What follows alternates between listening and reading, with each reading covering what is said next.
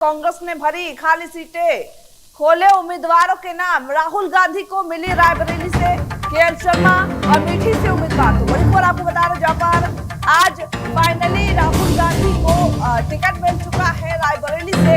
वही अमेठी से अगर बात करें तो केएल शर्मा उम्मीदवार के तौर पर घोषित किए गए। एक लंबे समय से ये सस्पेंस बना हुआ था कि इन दो सीटों पर आखिर उम्मीदवार कौन होगा। हालांकि अब जो खाली सीटें थी उस पर उम्मीदवारों के नाम का ऐलान हो चुका है। कांग्रेस ने इन खाली सीटों पर अपने उम्मीदवार उतार दिए हैं। रायबरेली से राहुल गांधी और साथ ही अमेठी से केएल शर्मा को टिकट दिया गया है। हालांकि कहा जाता है प्रियंका गांधी चुनाव नहीं लड़ेंगे। ऐसे में ये सामने भी आया जब कांग्रेस ने उम्मीदवारों के नाम खोले तो ऐसे में प्रियंका गांधी का नाम नहीं था। यानी कि प्रियंका गांधी चुनाव नहीं लड़ेंगी, केएल शर्मा अमेठी से चुनाव लड़ेंगे, रायबरेली से राहुल गांधी। तो ऐसे में रायबरेली जो अभी कहा जा रहा है कि कांग्रेस का गढ़ एक लंबे समय से कांग्रेस पर काबिज है। अब ऐसे में रायबरेली से जब राहुल गांधी को उतारा गया है मैदान में, क्या कुछ समीकरण होंगे, इस पर ज्यादा जानकारी देने के लिए हमारे साथ हमारे सहयोगी अभिषेक।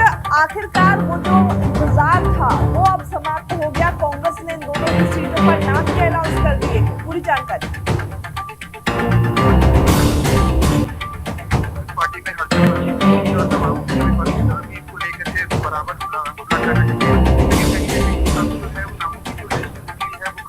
कांग्रेस पार्टी की तरफ से कांग्रेस अध्यक्ष मल्लिकार्जुन खड़गे की अध्यक्षता में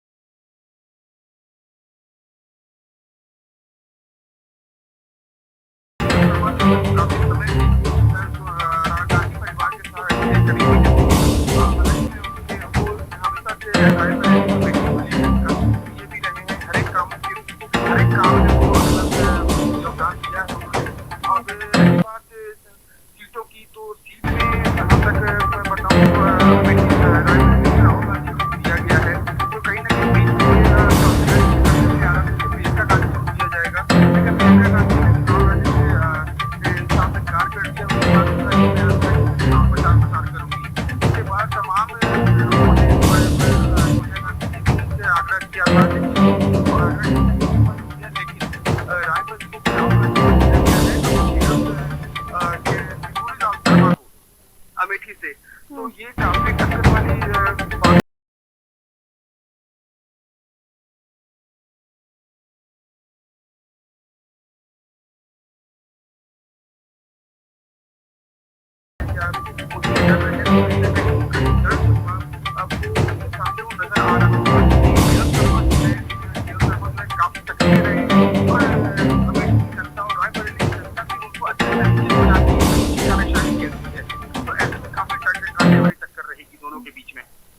अभिषेक, देखा जाए तो अमेठी को लेकर के राहुल गांधी का नाम चल रहा था, लेकिन अचानक से केएल शर्मा को मैदान में उतारना कांग्रेस की क्या कुछ स्ट्रेटजी है, या फिर तो रायबरेली सेफ सीट के तौर पर देखा गया जिसके बाद ये फैसला लिया गया?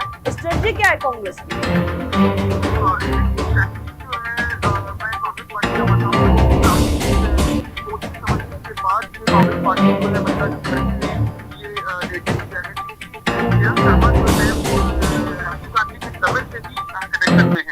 जब उनकी मौत हुई थी उसके बाद से सोनिया गांधी काफी करीबी हो गए। उसके बाद से हमेशा से जहाँ भी उनकी रैली हुई, जहाँ भी वो गए तो उनके साथ में रहे। तो वो चीजों को जानते हैं किस तरीके से कांग्रेस पार्टी को उभारा जाए। तो वो वहाँ की जनता से काफी वो कनेक्ट है और वहाँ की जनता को उनको अच्छी तरीके से जानती है कि केएल शर्मा किस तरीके की इंसान है। तो ऐसे में कांग्रेस पार्टी ने जो निर्णय किया है केएल शर्मा को लेकर के, तो ये कहीं ना कहीं उनकी पॉलिटिक्स को दिखाता है कि पुराने लोगों को सीट से उतारा है और वो लोग केएल शर्मा उस सीट के बारे में तरीके से जानते हैं कि वहाँ की जनता उस तरीके से उभारा जाए। तो वहाँ पे तो परेशानियां जो है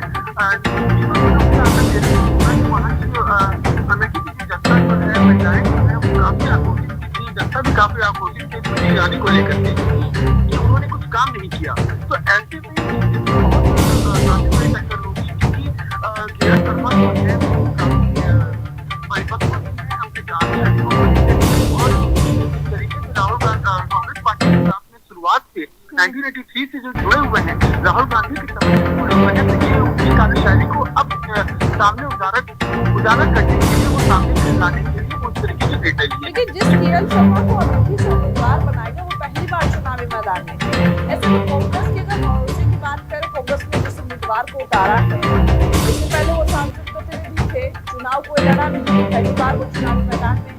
इस बेसिस पर मतलब क्योंकि देखिए सोनिया गांधी के करीबी तो है, लेकिन सियासी समीकरण अगर बात करें केएल शर्मा के चुनावी मैदान में करने के बाद, स्मृति ईरानी केएल शर्मा के दोनों में कैसे समीकरण आप देख पा रहे हैं? देखिए अगर मैं बात करूँ दोनों के एक्सपीरियंस जो है, तो एक्सपीरियंस को लेकर के केएल शर्मा उनसे ज्यादा एक्सपीरियंस है एज एजेंसी और एज ए काम कार्यशाली के रूप में। तो सोनिया गांधी के साथ जब से वो जुड़े हुए हैं, राहुल गांधी के टाइम को वो देख चुके हैं, तो ऐसे में उनके एक्सपीरियंस कांग्रेस पार्टी को एक हिट कर रही होगी कि केएल शर्मा जो है इस अमेठी सीट के लिए उम्मीदवार नहीं माने जाते हैं, इस वजह से उनको यहाँ पे उतारा गया है। तो कहीं ना कहीं स्मृति ईरानी को इसका झटका तो लग सकता है। लग सकता है कि दोनों के बीच में टक्कर जो है वो काफी खाते टक्कर रहेगी, क्योंकि केएल शर्मा भी अपने हिसाब से काम करते हैं और कांग्रेस पार्टी को जीत दिलाने के लिए हर मुमकिन कोशिश करेंगे कि कांग्रेस पार्टी केएल शर्मा की कांग्रेस पार्टी का कभी भी झुकाव ना हो, कभी भी डाउनफॉल ना हो। तो ऐसे में केएल शर्मा जो है वो तमाम चीजों को लेकर जो अमेठी जनता जो अभी जो परेशानियों को झेल रही है विपक्ष को लेकर, तो कहीं ना कहीं उसको हटाने की कोशिश करेंगे और अपने आप को सामने उभारने की कोशिश करेंगे। ये भी देखा जाए तो जैसे आपने अमेठी की बात की, अमेठी में एक लंबे समय से राहुल गांधी, सोनिया गांधी के बाद राहुल गांधी उतरे थे, अब ऐसे में सीट को चेंज कर दिया। क्या रायबरेली में कांग्रेस ने रायबरेली को सीट के तौर पर देखा क्योंकि राहुल गांधी अब चुनावी मैदान में है? देखिए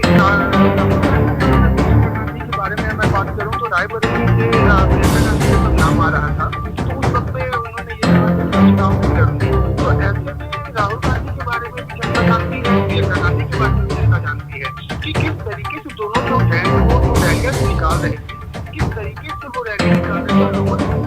आपने भारत जोड़ो न्याय यात्रा में भी आपने देखा होगा कि तमाम चीजों को लेकर के ये बातें चल रही थी। तो ये परेशानियां जो थी, जो रायबरेली और अमेठी सीट की काफी महत्वपूर्ण सीट माने जाते हैं, ये कांग्रेस पार्टी के लिए भी काफी, क्योंकि रायबरेली और अमेठी ये दोनों उसके दिल से जुड़े हुए सीट है। और कहीं ना कहीं नेहरू का गढ़ भी, नेहरू और उसका गांधी का गढ़ भी कहा जाता है। जी बिल्कुल, तो काफी दिल से जुड़ा हुआ सीट है। तो रायबरेली और अमेठी सीट किसी दूसरे के हाथ में चले जाए, किसी दूसरे की सत्ता में चले जाए, तो ऐसे में वो तमाम जो है चीजें जो है राहुल गांधी जो है वो एक एक चीजों को देख करके वहां पे काम करेंगे। अगर वो जीत करके आते हैं तो तमाम चीजों को देख करके वो काम करेंगे और के बारे में वो कार्य करेंगे। जी पूजा। अभिषेक, ये भी देखा जा रहा है कि जैसे कि अगर बात करें रायबरेली की, और अभिषेक आपको एक चीज बताना है कि पूजा नहीं मानना मंत्री है, और दूसरी बात कि रायबरेली से अगर बात करें तो रायबरेली में अब जब राहुल गांधी है सियासी समीकरण को क्या कुछ नजर आ रहा है, क्योंकि बीजेपी ने उसी प्रत्याशी को उतारा है जिसको सोनिया गांधी ने 2019 में मार दिया था। अब ऐसे में उन्हीं की सीट पर राहुल गांधी चुनावी मैदान में, इस बार क्या कुछ सियासी समीकरण कह रहे हैं?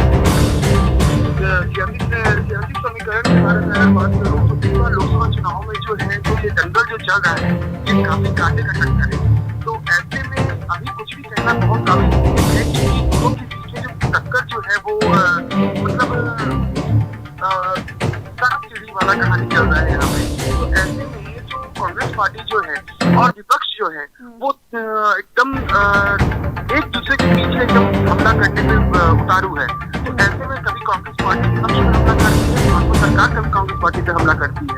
तो ऐसे में जनता जो है वो सोच समझ करके ही वोट देगी, क्योंकि वोट जो होते हैं जनता के काफी वैल्यूएबल होते हैं। तो ऐसे में जनता पर डिपेंड करता है कि कौन सी प्रत्याशी को यहाँ पे लाया जाए, तो जिसकी वजह से हमारी जो परेशानियां जो है वो कम हो सके, क्योंकि लोकसभा चुनाव जो है वहाँ पर देखा जा रहा है।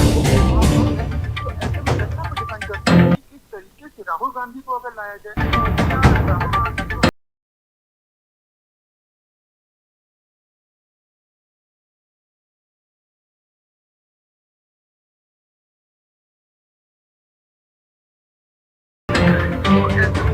टक्कर जो है वो चुनाव के रुझान आने के बाद ही पता चलेगा कि सामने वाला चुनाव के रुझान के बाद पता चलेगा कि आखिर भले ही कांग्रेस ने इस प्रत्याशी के नाम का अनाउंस कर दिया, लेकिन सियासी समीकरण क्या कुछ कहते हैं और जनता का फैसला क्या, बड़ी बात है। बहुत बहुत शुक्रिया आपका हमारे साथ जुड़ने के लिए, ज्यादा जानकारी देंगे। जैसा आपने सुना कि राहुल गांधी को अब रायबरेली से टिकट दे दिया जा चुका है। अमेठी से केएल शर्मा चुनावी मैदान में है, पहली बार भले ही चुनाव लड़ेंगे, लेकिन देखा जाए तो वो सांसद प्रतिनिधि के तौर पर इससे पहले काम कर चुके हैं। वहीं दूसरी ओर स्मृति ईरानी की अगर बात करें, जो दिल्ली के जो उम्मीदवार हैं अमेठी से, उनको लेकर के जनता खफा है। ऐसा जनता को कहना है कि स्मृति ईरानी ने बीते सालों में कुछ काम नहीं किया। हालांकि देखिए 4 तारीख को जब रिजल्ट आएंगे उसके बाद जनता का क्या कुछ मत है वो लोगों के सामने होगा। लेकिन रायबरेली की अगर बात करें, एक लंबे समय से गांधी नेहरू परिवार का वो गढ़ कहा जाता है। रायबरेली पर कोई सेंध ना लगा सके, इसीलिए सोनिया गांधी ने चुनावी मैदान में राहुल गांधी को उतारा है। ऐसे में क्या कुछ आगे देखा जाएगा, क्योंकि एक लंबे समय से दोनों ही नामों को लेकर के, दोनों सीटों में प्रत्याशी को लेकर के बीजेपी हमलावर थी। लेकिन अब जब नाम का अनाउंस हो चुका है, दोनों नाम सामने आ चुके हैं, क्या कुछ आगे समीकरणों में बदलाव होते हैं इन दोनों नाम के सामने आने से, जनता का फैसला क्या होता है, जनता किस पर अपना भरोसा जताती है, ये देखना बेहद दिलचस्प होगा।